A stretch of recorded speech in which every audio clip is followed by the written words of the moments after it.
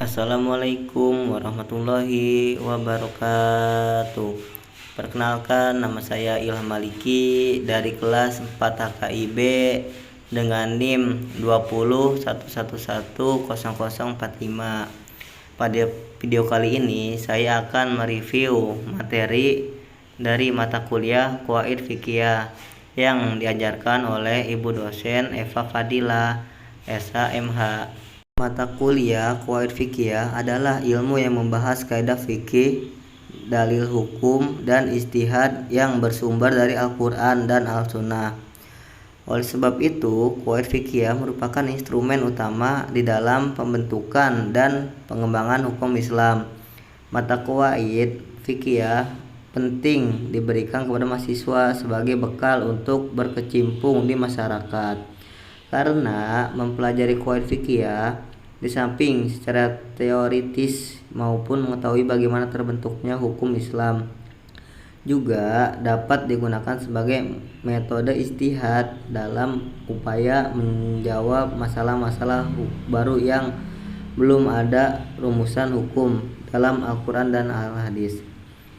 Mata kuliah ini bertujuan memberikan pemahaman kepada mahasiswa tentang kaidah fikih, baik kaidah yang bersifat dasar, umum, maupun khusus. Mahasiswa telah mengikuti mata kuliah ini diharapkan mampu memahami peta besar dan perincian masing-masing kaidah beserta peranti pendukungnya hingga bisa diaplikasikan dalam menjawab persoalan-persoalan praktis fikih yang dihadapi oleh mahasiswa. Adapun definisi kaidah fikih secara etimologis yaitu qawaid yang berarti dasar, basis, asas, fondasi, dan fikih yang mempunyai arti faham atau memahami. Sedangkan definisi secara terminologis ialah qawaid fikih merupakan kaidah-kaidah yang bersifat umum, meliputi sejumlah masalah fikih yang melaluinya dapat diketahui sejumlah masalah yang berada dalam cakupannya. Adapun pendapat Abu Zahroh yaitu kumpulan hukum serupa yang kembali pada qiyas yang mengumpulkannya. Adapun menurut Al-Jurjani yaitu ketetapan kuli yang meliputi seluruh bagiannya. Adapun pendapat Tajuddin Subki yaitu kaidah adalah suatu yang bersifat general yang meliputi bagian yang banyak dan dapat dipahami kaidah tersebut dengan kaidah tadi. Dan adapun pendapat Imam Suyuti yaitu hukum kuli yang meliputi bagian-bagiannya.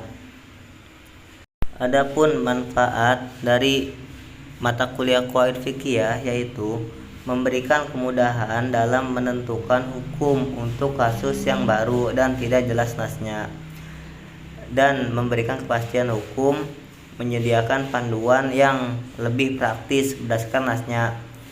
Dan keutamaan belajar Qawaid Fiqhiyah ialah barang siapa yang menguasai usul fikih tentu ia akan sampai pada maksud, dan barang siapa yang mengetahui kaidah-kaidah fikih pasti dialah yang pantas mencapai maksudnya. Adapun hubungan ilmu Qawaid Fiqhiyah dengan ilmu lain ialah hubungan Qawaid Fiqhiyah, fiqh dan usul fikih beserta qawaid usuliyahnya tidak dapat dipisahkan. Ilmu ini saling berkaitan antara satu dengan yang lainnya karena dasarnya yang menjadi pokok pembicaraan adalah hukum syara', yaitu ilmu-ilmu tersebut berbicara tentang hukum syara'. Adapun perbedaan qawaid fiqhiyah, dawabit fiqhiyah, dan nazariyat fiqhiyah. Qawaid fiqhiyah ialah merupakan kaidah-kaidah yang bersifat umum, meliputi sejumlah masalah fikih, dan melaluinya dapat diketahui sejumlah masalah yang berada dalam cakupannya. Secara singkat juga bisa diartikan sebagai hukum yang mencakup atas sebagian besar bagian-bagiannya. Contoh dari qawaid fikih ialah kaidah asasi, yaitu kaidah fikih yang 5, qawaid al-khamsah beserta cabang-cabangnya. Kesimpulannya ialah kaidah fikih adalah bangunan dasar atau asas dari segala macam kaidah yang berhubungan dengan masalah fikih. Dawabit fikih ialah secara etimologi kata al-dawabit berasal dari bahasa Arab dan merupakan bentuk jamak dari kata dabit yang berakar kata dabit. Kata ini merujuk pada pengertian luzum al-sa'i wal hubus, artinya tetap dan tertahannya sesuatu. Secara terminologi, dawabit fikih diartikan sebagai segala perkara yang berimplikasi hukum atau hukum yang bersifat kuli yang bersimpul pada beragam bagian-bagian di dalam satu bab saja. Contoh dawabit fikih ialah sedangkan dawabit fikih jangkauannya lebih sempit, terbatas pada satu bab hukum Islam, contohnya bab muamalah, yaitu ungkapan dalam transaksi harus dilihat dari tujuan dan makna-makna, bukan dari kata-kata yang diungkapnya.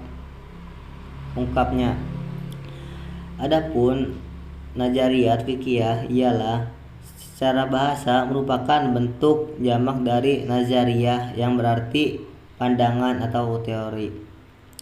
Secara terminologi, sebagaimana disebutkan oleh Muhammad Bakar Ismail, nazariyat fikih adalah konsep-konsep fikih yang memiliki rukun dan syarat dan disatukan oleh jaringan konseptual fikih di bawah satu kesatuan tematik yang sistematis.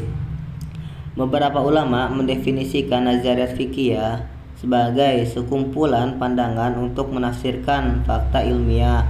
Dari definisi ini, nazariyat fikih atau teori hukum Islam, perbedaannya ialah qawaid fikih jangkauannya lebih luas dan berlaku umum dalam lebih dari satu bagian bab, contohnya al-dororo wal dororo merupakan kaidah yang berlaku umum. Sedangkan dawabit fikih jangkauannya lebih sempit, terbatas pada satu bab hukum Islam, pada contoh kaidah fa'innahu yamit, ini adalah dalam bab pinjam meminjam. Nazariyat lebih luas jangkauannya dibanding qawaid fikih, meliputi rumusan, pembatasan konsep, rukun dan syariat konsep dan prinsip-prinsip lainnya, contoh prinsip jual beli. Mungkin hanya segini yang bisa saya sampaikan. Apabila ada kekurangan pada video kali ini, mohon dimaafkan karena di sini saya juga masih tahap belajar. Wallahul muwaffiq ila aqwamit thoriq. Wassalamualaikum warahmatullahi wabarakatuh.